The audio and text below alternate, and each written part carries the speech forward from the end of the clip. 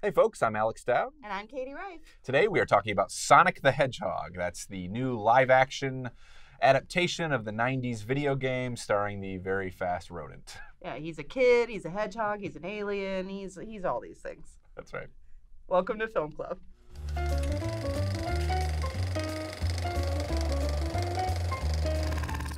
So Katie, you and I saw Sonic the Hedgehog a few days ago. Yes, we did. And this movie has become something of a flashpoint in internet discussion because of a few months ago, maybe about a year ago, in fact, the first trailer for the film came out, and everyone was very horrified by what Sonic looked like. Yes, I think this is the first example of a film. I mean, you know, films always go to test audiences and they change them based on that. But this time, Twitter was the test audience for the Sonic the Hedgehog trailer. And they said, absolutely the fuck not. We will not stand for this. It feels like a little bit of a dangerous precedent to me. I don't love the idea of audiences getting to control the creative process while the movie is still in production. It's the tyranny of the majority for sure. Yeah, for sure. But this was, I mean, he did look really... He looked weird. Really unpleasant. His teeth. Human teeth. Yeah, the human teeth just really.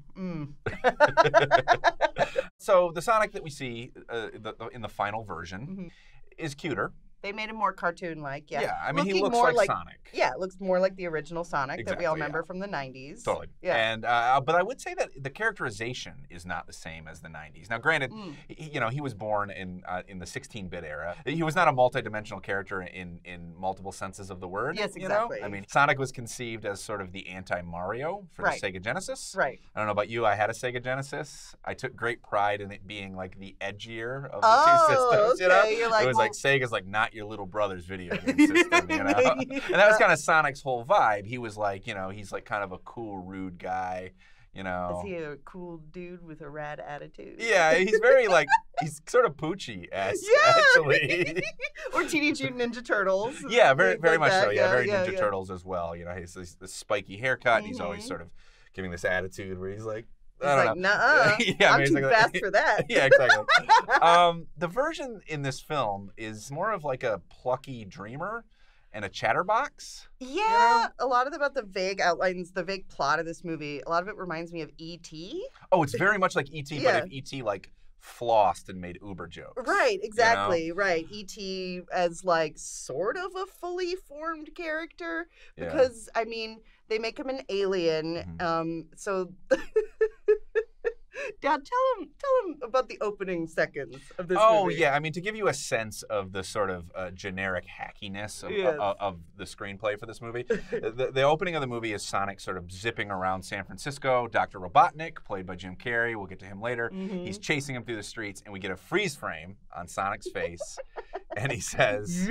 I know what you're thinking. That's like the first line of the script. So. Yes, a widely mocked, cliched, you know, I bet you wonder how I got to this point thing. Yeah. Literally the film never rises above that level of writing. No, it certainly does not. This was 100% a work for hire on the writer's part, I'm sure. Oh, yeah. I mean, the whole thing feels very market tested, you know, and even in a way that I mean, we're talking about an adaptation of a video game. This is very much like we have a piece of intellectual property. We can make a movie out of it. Even by those standards, this thing feels very lowest common denominator. Oh, 100%. Yeah, and they work all these different elements into it. Like, so shortly after the record scratch, we rewind to Sonic's home planet where he's being raised by... He's an alien in this. Yeah, he's an alien in this one. I don't remember that. I confess that it's been a while since I've played the original games. Right. Maybe there was something that explained that they're on an alien world. I don't think so. I think it probably just...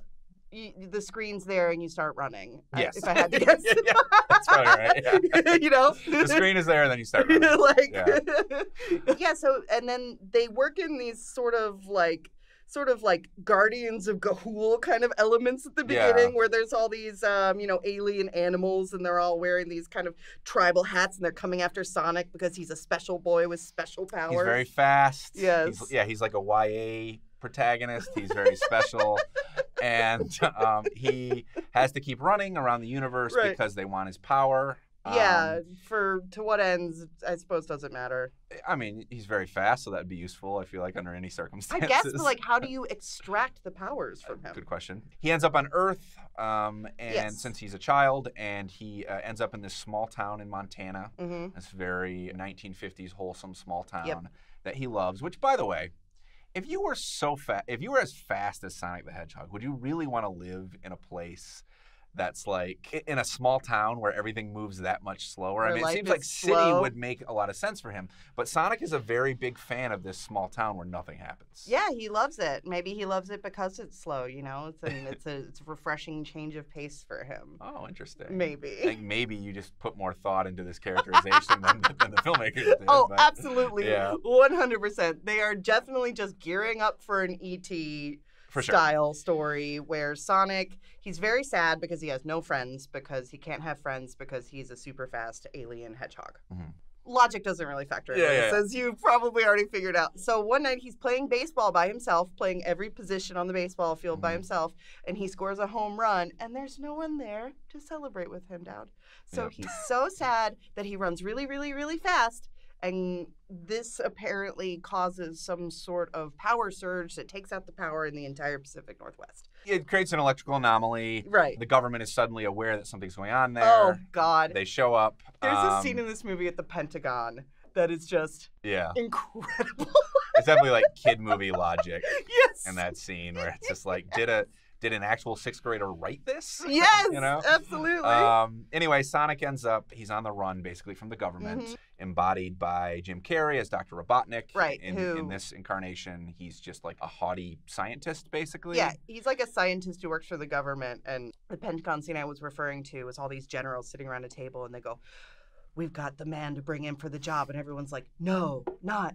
Yes, call Dr. Robotnik."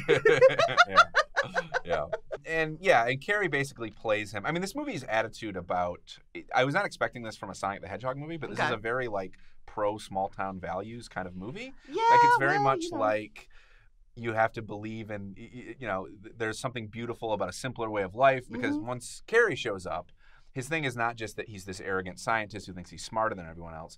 He's like making fun of all these rubes in the small town. Right, as well. yeah. And he doesn't much care for human beings in general, but he especially doesn't care for real America. Right, exactly, yeah. And James Marsden, he's sort of the human lead in this film. Okay, I had a lot of issues with his character in this film. Oh, yeah? Okay. Okay, so the big thing is that he's a small town cop. He's married to or lives with his partner as a veterinarian. Yep. And he wants to move to San Francisco to become a cop there because he thinks that he has never gotten the chance to prove himself as a cop, which means that he's upset that he's never gotten a chance to fire his weapon at someone. Yeah. Like, he always talks about how there's no action in this town and stuff, and it's like, isn't that good? Do you really want to be on the front lines, like, you know, shooting at people? Yeah. Like, I found that a little bit gross. You could argue though the movie is about him learning that that's not important.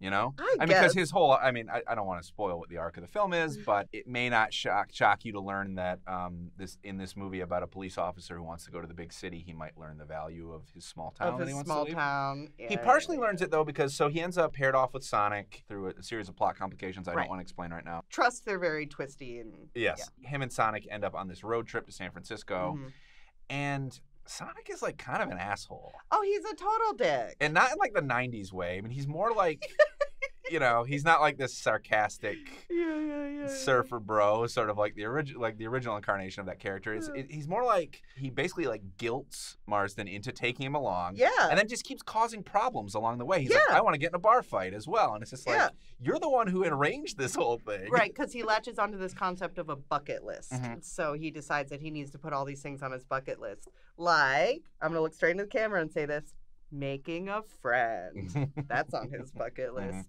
But yeah, like there's all these things that he just goes around causing destruction everywhere he goes. And then... I mean, he also lectures Marsden as well. Oh, like, the whole thing is like, Sonic is like, I basically took you hostage to take me on this road trip, but I'm also going to lecture you about wanting to move to the big city and leave your podunk small town. Yeah. You know? How you don't know what you have. Yeah. Yeah. And Sonic wishes he had a home. Right. But is he going to get one? who's for us to say? Point is, it's a pretty generic kind of hodgepodge of different kids' movie plots. E.T. comes in the sense that Dr. Robotnik's always trying to snatch Sonic away from his lab. That puts Marsden as the Elliot of the piece, trying to protect E.T. Sonic. They have no chemistry, even so much as a live-action actor and a CGI character can have chemistry. Right. They have very little. Right. There's a lot of bad product placement in this film. Wow. Some true stuff for the Hall of Fame. I would not wish upon our colleague Ignatiy Vishnevetsky to have been there on a Saturday morning for this screening with us, but I wish he could have been there because he is a noted noter of product placement. I think he would have... He would love some of these. There's a very funny Zillow reference of all things. Yes. At one point, the female lead, the veterinarian, she says, I've been looking at apartments in San Francisco on Zillow, and the camera turns, and there's a full shot of her laptop with the Zillow page open on it to a $4,600 a month apartment. Because money is never real on a cop salary. I guess. Right. Right. Yeah, this is not a good film. No, there's an Olive Garden reference that goes through it. Possibly the only thing that I had any fun with was Jim Carrey just really going nuts and eating the scenery. I mean, I almost always enjoy Carrey, honestly. I don't feel like he necessarily found a particularly likable or funny character in this case. No, not at all. It's definitely just him flailing around. It's one of those situations I felt like where there's a sort of a musical sequence in the middle where Dr. Robotnik is dancing around the inside of his evil lab. Yeah. Watching that, I could see in my mind the shooting where Jim Carrey strides in and he goes, let's do this. And he gets in there and he's really giving it his all, kind of dancing around. And then afterwards, they're just like, wow, what a genius. You know, I just can only imagine that Carrey showed up on that set being like, let me show you all how this is done. Yeah, and but I mean, to be fair, he knows how to do it. Yeah, I mean, it's something that is as relentlessly market tested as this. Carrey at least feels like an element of chaos. In right. Oh, yes, definitely. Yeah. All right, folks, that's all the time we have today. Thank you so much for watching. If you are watching this on YouTube, please make sure to like and subscribe. We'll be back soon with another episode. We're going to be talking about Downhill. That's the American remake of Force Majeure. Indeed. Thanks for watching, everybody. Yeah.